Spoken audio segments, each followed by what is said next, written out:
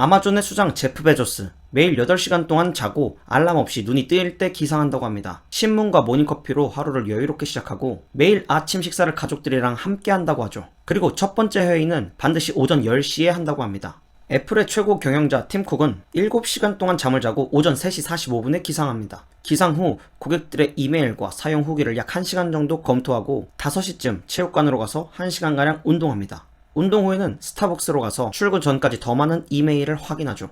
미국에서 가장 영향력 있고 존경받는 방송인 오프라 윈프리는 매일 오전 아무리 늦어도 6시 20분에는 기상을 해서 양치질을 하고 커피를 직접 만들어 집 안에 있는 체육관으로 가서 50분간 운동을 한다고 합니다. 그 후 10분에서 20분 정도 명상을 하고 8시 30분에는 아침 식사를 합니다. 디즈니의 최고 경영자인 로버트 아이거는 매일 오전 4시 15분에 일어나 5분 동안 옷을 입고 얼굴을 씻고 체육관으로 바로 향해서 40분간 운동을 하는데 운동을 끝마치기 전까진 절대 스마트폰을 확인하지 않는다고 합니다. 그 후 샤워를 하고 커피를 마시면서 신문을 읽고 이메일을 확인한다고 하죠. 자, 제가 지금까지 말씀드린 사람들 뿐만 아니라 성공한 사람들의 대부분은 모닝 루틴을 가지고 있습니다. 그런데 왜 돈도 많은 사람들이 굳이 아침에 일어나서 제 시간에 똑같은 일들을 하려고 애를 쓰는지 구체적으로 납득시켜드리겠습니다.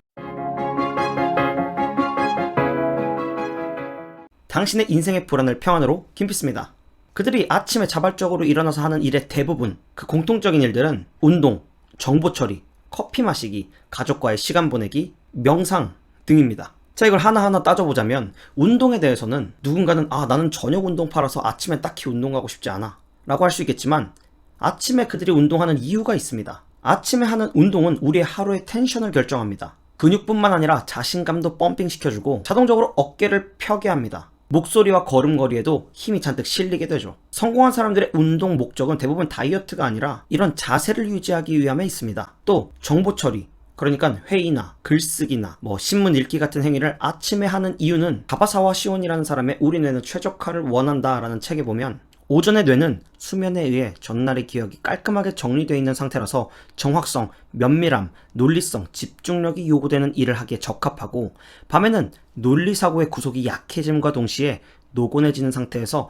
아세틸콜린이라는 신경 전달 물질이 분비돼 창조적 활동에 적합한 상태로 바뀐다고 합니다. 쉽게 말해 우리 뇌가 아침에는 논리적인 일을 하기 좋아한다라는 것입니다. 효율적이다 이 말입니다. 또 커피나 가족과의 시간, 명상을 아침에 하는 이유는 자신의 내면을 들여다보고 자신이 생각하는 인생의 우선순위들을 놓치지 않기 위해서입니다. 우리가 바쁘게 살다 보면 인생에 있어서 돈보다 중요한 수많은 가치들을 놓치기 마련입니다. 하지만 성공하는 사람들은 그 돈과 성공보다 내 인생의 가치들을 놓치면 얼마나 손해인지 잘 아는 것이죠. 그래서 꼭 자기 자신의 내면을 돌아볼 여유 또는 가족과의 보내는 사랑의 시간들을 확보하려고 하는 것이죠. 또 다른 공통점은 바로 규칙적이라는 것입니다. 그들이 규칙적으로 5분간 옷을 입는다, 20분간 명상을 한다, 몇 시에는 일어나고 몇 시에는 밥을 먹는다 라고 정해놓는 이유는 바로 습관으로 만들기 위해서입니다. 이게 중요하다고 생각된다면, 아침에 그런 일을 하는 것이 중요하다는 생각이 든다면 언제는 하고 언제는 하지 않고 이렇게 왔다 갔다 거려서는 아무런 효과도 발휘하지 못합니다. 모든 강력한 효과는 매일매일 꾸준히 할 때 발휘되게 되는 것입니다. 매일 하려면 우리의 뇌가 의식해서 하는 수준을 벗어나 무의식 중에도 할 수 있게 되어야 하고, 그러기 위해 적응하기 위한 일정의 기간들을 가져야 합니다. 시간표를 딱딱 정해놓고 그에 맞춰서 움직여야 되고 지켜내야 하죠. 그 이유로는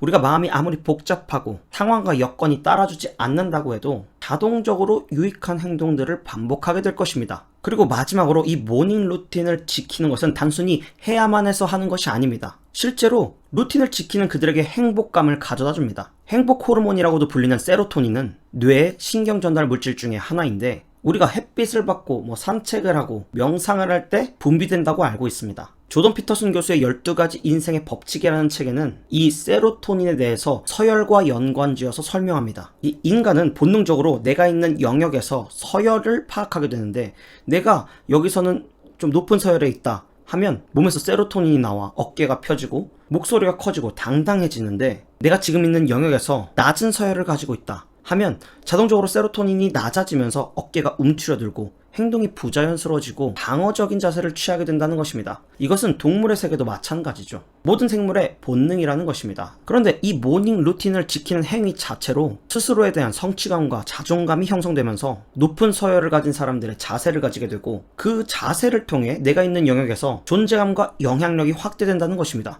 그러면서 진짜 서열도 높아지게 되는 것이죠. 그러니 모닝 루틴을 하면 자연스럽게 서열이 올라가게 되고, 서열이 올라가게 되면 세로토닌이 나와서 내 몸이 진짜로 더 당당해지고 더 행복해지는, 결국 인생까지 행복해지는 그런 결과를 만든다는 것입니다. 이 모닝 루틴이 에이 저 사람들은 그냥 할 일 없으니까 아침에 일찍 일어난다 하고 치부해버릴 일이 아니라는 것이죠. 성공의 열쇠와도 같습니다. 오늘은 모닝 루틴을 지키는 성공하는 자들의 예를 살펴보고, 그들이 왜 아침에 굳이 일어나서 우리 같았으면 그냥 저녁에 하거나 바쁘고 피곤하면 건너뛸 것들을 매일 해내려고 노력하는지에 대해서 알아보았습니다. 그 좋은 것 그들도 하고 있는데 왜 우리는 하지 않고 잘 되기만을 바랄까요? 이건 단순히 정신승리에 대한 내용이 아닙니다. 이 내용들이 이해가 되고 자극이 되셨다면 내일 아침부터 당장 당신에게 맞는 루틴을 찾아가 보시길 바랍니다. 깜깜한 골목길이 무서운 것처럼 불안은 무지로부터 옵니다.